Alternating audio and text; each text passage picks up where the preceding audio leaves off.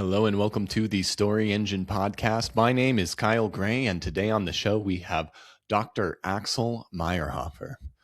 Dr. Axel is a master of creating wealth through real estate investing. And we are going to talk about simple and powerful ways to change people's perspectives on what real estate investing is, how accessible it can be, and how it can be a great pathway to wealth and a better life. This is something really exciting for me because it's something I've been interested in, but as somebody who's traveled around the world a lot and really enjoyed a certain kind of freedom, it's also seemed very scary to me.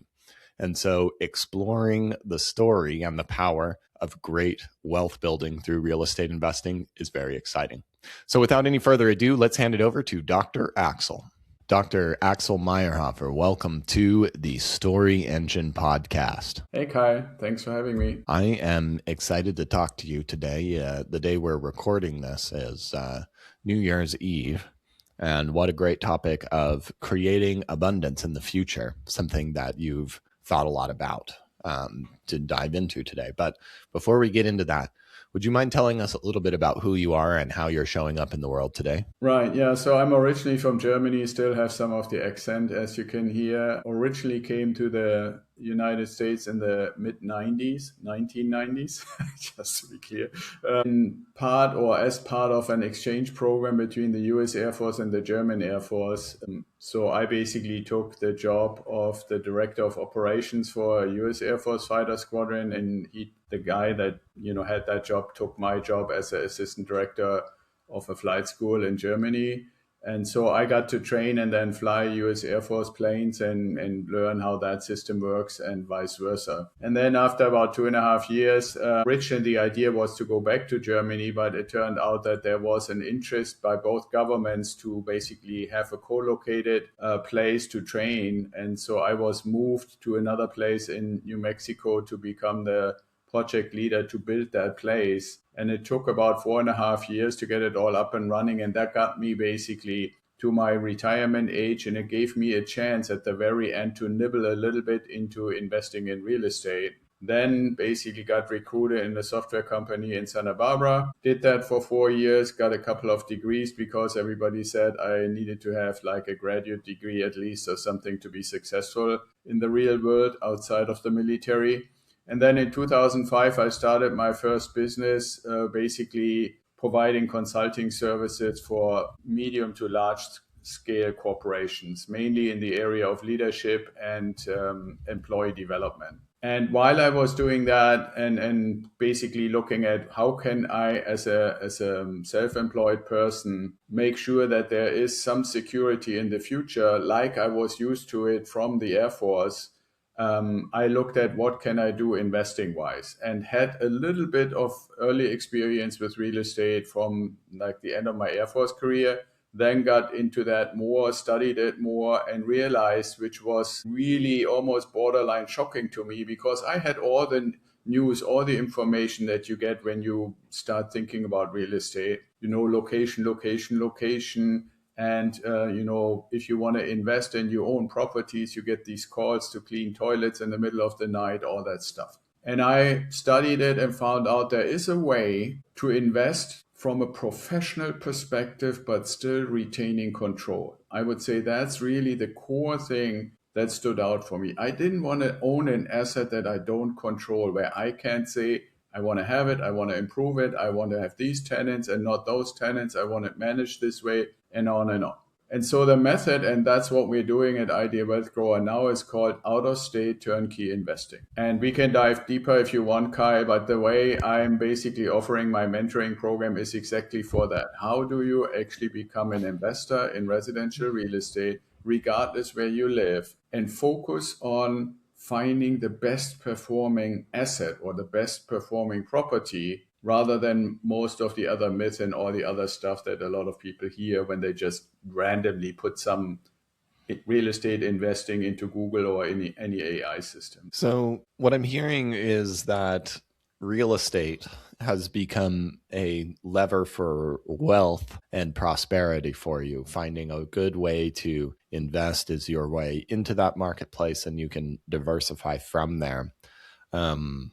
I've been somebody, and I've been a bit of a traveler and a loose-footed person, and it's been some of my own neuroses, but investing in a place, it's always felt like to me that I haven't had quite enough to like break into that world, and it would be very difficult and cumbersome if I did try to do that. I'm curious, like, what are some of the myths about real estate investing that you hear a lot about that are keeping people held back from starting down this path? Well, one of the biggest ones I would say is probably that real estate investing on first glance is looked at in a similar way as investing in anything else. And Mm, what I mean by that is you buying something, let's say stock market. You're buying something for $100 and you call it investing because you have the goal that the value increases. And let's say 2 years later, you can sell it for $150 and you made $50 profit. Same thing, you investing in a piece of art, or you're investing in gold or silver coins or any other collectible or whatever it may be. The idea is I buy it for a price and I can sell it for a higher price. And so the vast majority of people approach real estate investing in the same way from a perspective, right? Like to say, okay, I buy a property and it's a good deal or it performed well if I can sell it, let's say 5 years later, and made 20% or 30% profit.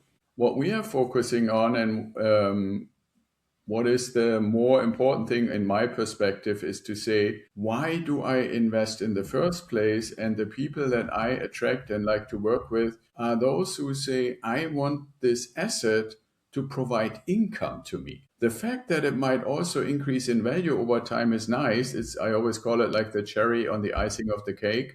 But the mhm, main point is to say, okay, if I buy a house that I can rent for $2,000, and every month, let's just for the sake of argument say $300 are left over after I paid for everything, paid for insurance, paid for management, paid for the mortgage and all the other stuff that comes with it.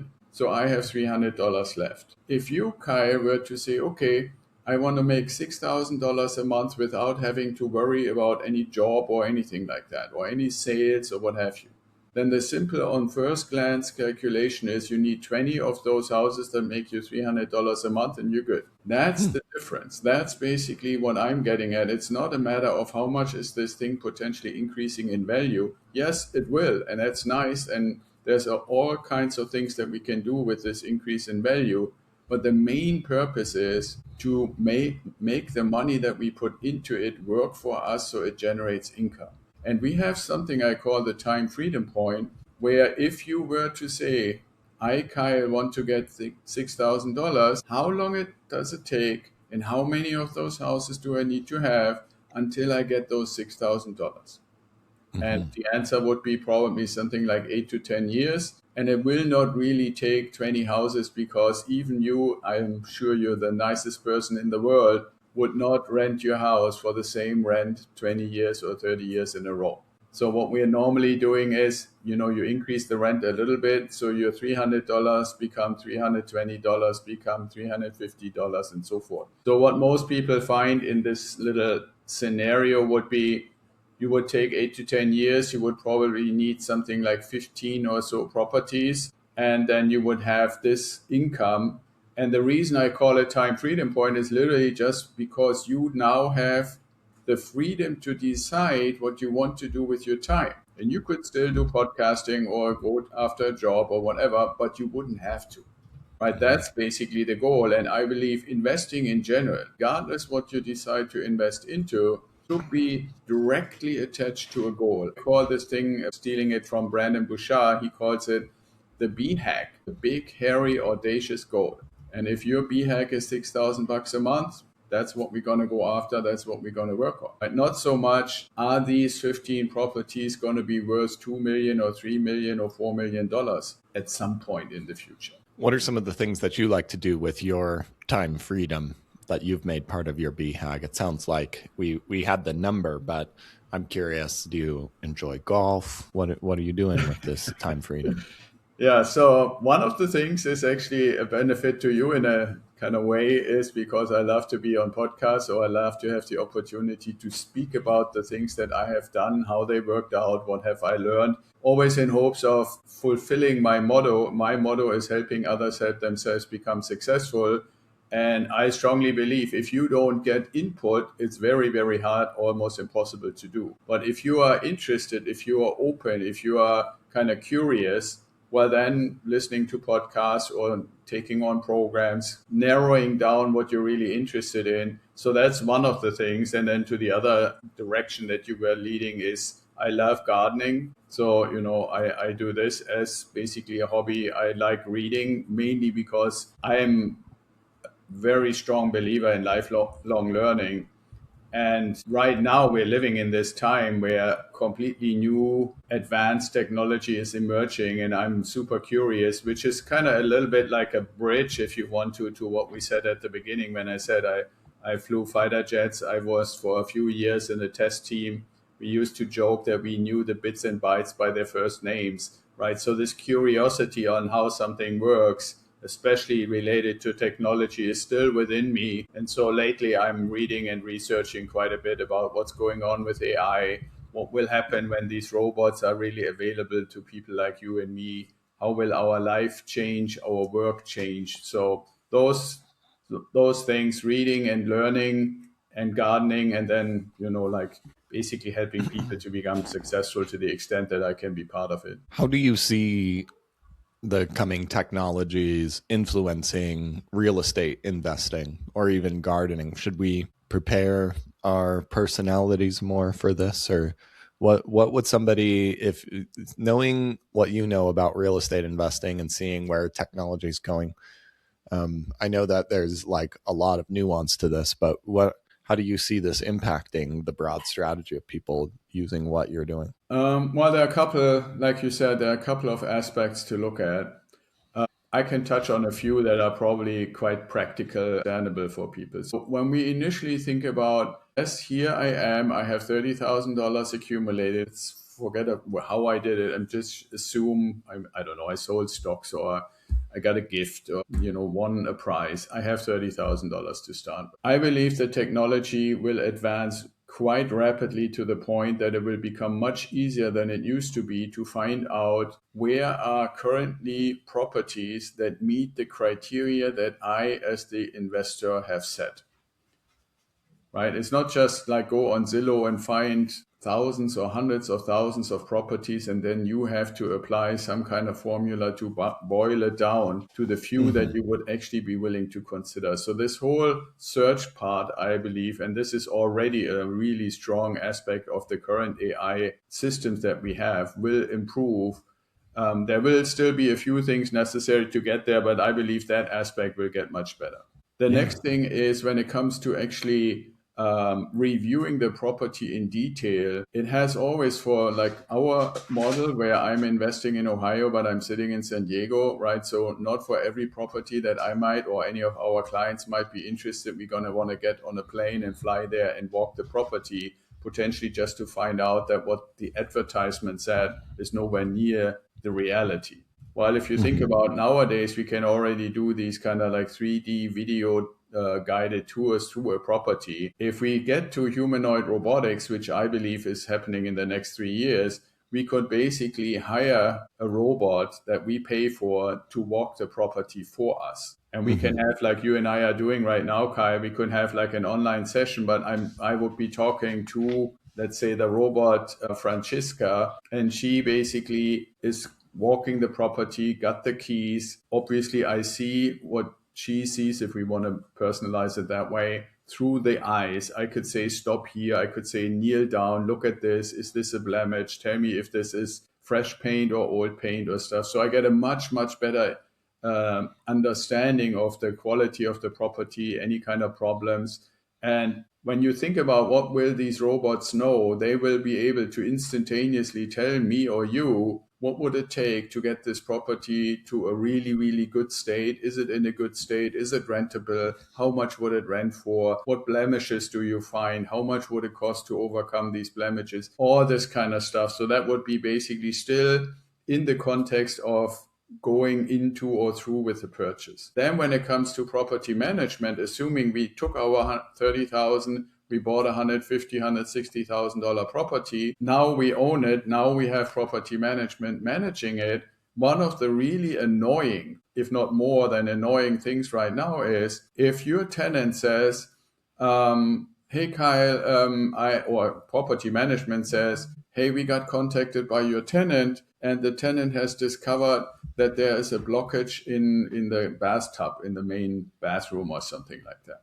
What typically happens is either property management has a team of employees who go out and fix it, or they call the plumber in town and that plumber goes out and fixes it, and you get a bill. And most of these bills, whether the property management company is doing it or the professional plumber is doing it, are fairly expensive. If we go back to our little example where you're getting $300 a month for that property that you and I identified and you bought, well, if a simple plumbing thing costs $300, which is not out of the ordinary, for that month you make no money, right? So what I believe will happen is that property management organizations will have, instead of employees, they will have these robots with the big benefit that, and this is probably 4 to 5 years in the future, these robots will know every trade and they will have fingers and eyes and everything to a level of dexterity that they can basically do any job. The difference is that the wage for them is probably in the area of between $1 and $5 an hour. So if you think about the fix for that little drainage thing, if they have to rotor root it or they have to basically, check out and get some kind of toys out of the pipes or whatever, let's say it costs 2 hours. Worst case, that's $10, and maybe they needed some tools, that's another $10, right? So the cost is no longer $300, it's maybe $60 or $50 or something like that. And so the cost of maintenance for your properties is going to go drastically down. And then the other thing that I believe, and this is a little bit more big picture, is obviously as occupants, whether it's a tenant or if it's even for our own property, we will have more and more demands on what can the property do for us. We would probably sooner or later want to have energy independence. Well, so we could call property management and say, okay, see if we can get a whole bunch of solar panels that the robots install on the roof.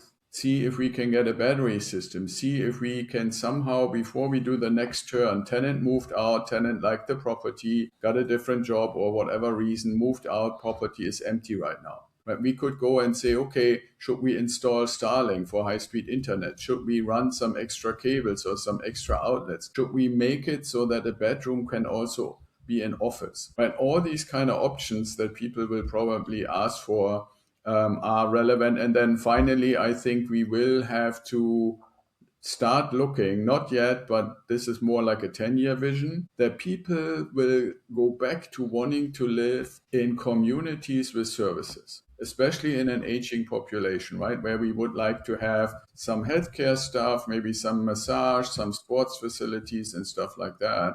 So from a question of where do I want to invest, I think modern, and I hope they will do it because real estate has always been very, very slow with adopting new technology, but I hope that there will be developers who basically start building communities that don't just offer these services, but that have care for the community by these robots. Where if somebody moves in and says, okay, I have some health issues, they can issue you a personal 24/7 robot that looks after your all beck and call, keeps the police spotless and anything and everything you want for maybe $200 or $300 a month, right? Beautiful. So those are some of the things that I believe are coming, some sooner, some later, but that's part of, this age of sustainable abundance methodology that I'm discovering.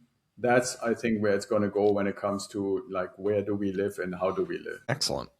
I'd like to hear some stories or some moments from your life. I know you're a big believer in this age of abundance, and I want to know about a time in your life of the opposite, before you discovered real estate investing, before you found a pathway to invest your money, to channel your wealth, to maybe just trading a lot of time and money and the exhaustion that can come from that. When in your life have you felt that frustration the most? Well, there are a couple of different types of frustrations, I would say. One I remember quite vividly at the end of the 1990s. We had a similar time as we have right now when it comes to excitement about technology, because that was the time people would have probably called it the advent of the internet. And some people from like labeling it, they call it the dot-com bubble.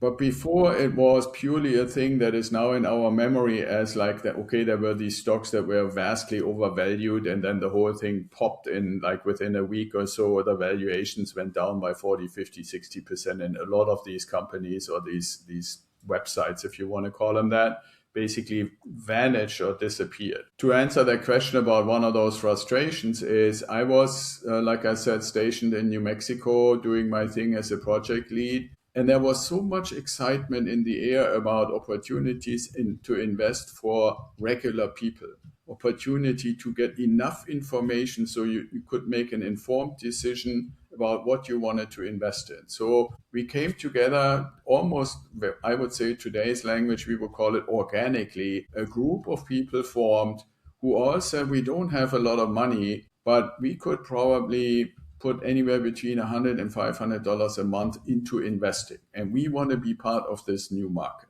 Now, you have to keep in mind, to this point of frustration, is we were super excited, but we were oblivious about the fact that we had no experience about investing in the stock market. We were excited about the technology, not about investing. So we kept investing, we kept meeting, we decided every week when we met, what kind of new stocks are we going to research? And at the end of the month, once a month, we made a decision, what are we going to invest in? And so we did this all the way until the bubble burst. And I had, at the point when the bubble, just before it burst, the asset value was probably $75,000. Most others, some of them had a little more, some of them had a little less. But that was based on having invested about $5,000 to $6,000 of our own money. So enormous gains, like unbelievable gains. The frustration after the bubble popped was not about the loss. The frustration was that we could have, if we had really made a little bit of an effort to learn about investing, learn that markets, economies, communities, countries, everything exists in cycles. And that is still true, by the way, till today. And so you have cycles where stuff goes up in value and in excitement and in technology, and then it reaches a peak and then it comes down again. And had we known that, then, and here comes the point that frustrated me the most, was the narrative had become, yes, we know that markets that go up really, really a lot in anything, regardless what it is, normally come to a peak, but this time is different. And the frustration for me and our little group was that we bought into this narrative, not questioning it. We just believed it. We ate it up. We, drank the Kool-Aid, whatever word you want to use. That's what we did. So instead of saying, okay, you may or may not be the experts, let's do something to have a solid foundation, a fundamental understanding of what we have decided to become part of. We didn't do this. We just basically ate up the information that was given. We believed this narrative of this time is different, and we basically suffered the consequences from it. And I would say the lesson learned for me is that I have gotten probably way more skeptical than other people that are maybe 30 years younger and looking at the AI emergence of AI right now. And if you listen very carefully, we already have the first few voices that say this time it's different. And I'm a huge advocate to say, yeah, I am the one who you did that once. And it was exciting, no doubt. It was amazing to see every month and every week how our portfolio value on paper had increased and all of that. But we failed in basically, even it's not wrong to join when you're excited about something.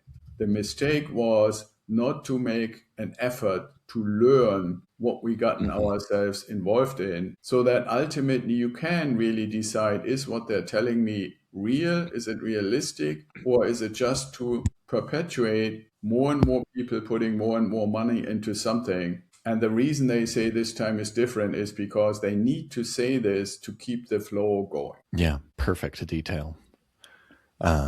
Dr. Axel, are you ready to hear your story? Yeah, totally. I'm excited. I'm curious. I wish I would have known. I find myself saying that and hearing that so many times in my life, many times in my own case and many times in others. At the end of the 90s, I was living in the United States. I had a great job and a good community of friends who were all really excited to start investing. This was the time of the internet rising, and we thought that anything was possible. This new technology was coming. There was so much growth. There was so much opportunity. And we all started to pool our money and our resources together. We started to dream up of the big money that we would make, the possibilities, the sports cars, somewhat jokingly, just seeing the possibilities without actually knowing what was happening. And we saw the things go up and up and up. And there were so many voices of so many people saying, this is different. This is going to keep going. It's going to keep working. It's going to keep growing. We put more and more money in. I can remember thinking, wow, I've really got it. I've really figured it out this time.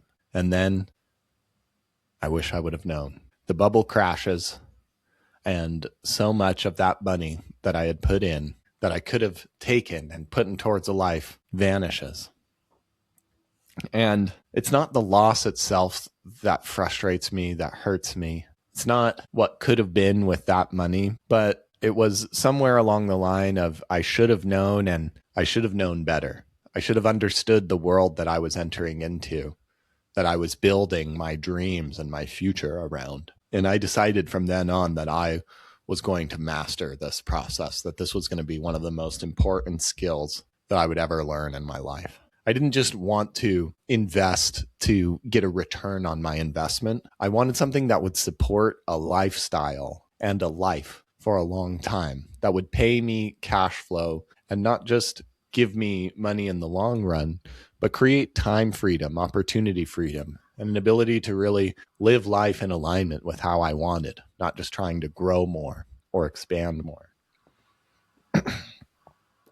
And I started to discover this in real estate and learning the different cycles and the ups and downs of markets and how to consistently and invest at any level of savings and any level of risk tolerance for a way that could really start to meet my goals. And over time, as I started to save and I started to invest and get more properties, I started to chip away at my own schedule and make more time for my life, for things like gardening, being with my family, and picturing a future that I was excited about.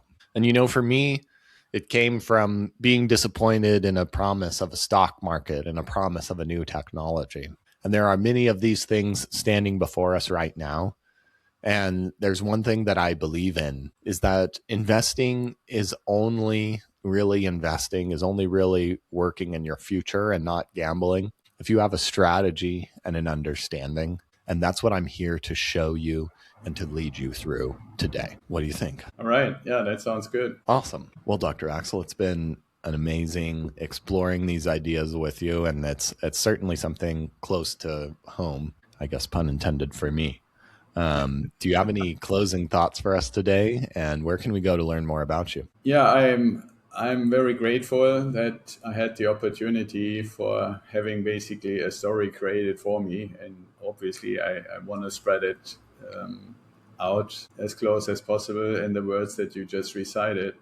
Um, One thing I would like for people that listen or watch us, maybe especially since we're starting into a new year right now, to consider, and that is, if you're interested in something, whether it's investing or in a specific way or any other thing, find somebody that both with your head as with your heart, you can see and adopt and accept as an expert in that field, and let that person take you by the hand and guide you until you feel confident and comfortable to walk on your own. That's basically why I started mentoring, because when I felt that I know so much stuff about something very specific that I could actually take people by the hand, there's no greater joy than getting a call or a letter or an email where somebody said, you know what, here we are a year, 2, 3 later, and I never thought I could, but now I know I can because we went the journey together. Beautiful. I love that. And it's bringing it back to what I think's core is a belief in an abundance and in a future. And I think knowing how to do it and knowing how to create it is something we should all be responsible for. Dr. Axel, it's been an absolute pleasure hearing your stories and your wisdom with us today on the Story Engine podcast. Yeah, thank you, Kyle. Thanks again for having me. Thanks for creating that story for me.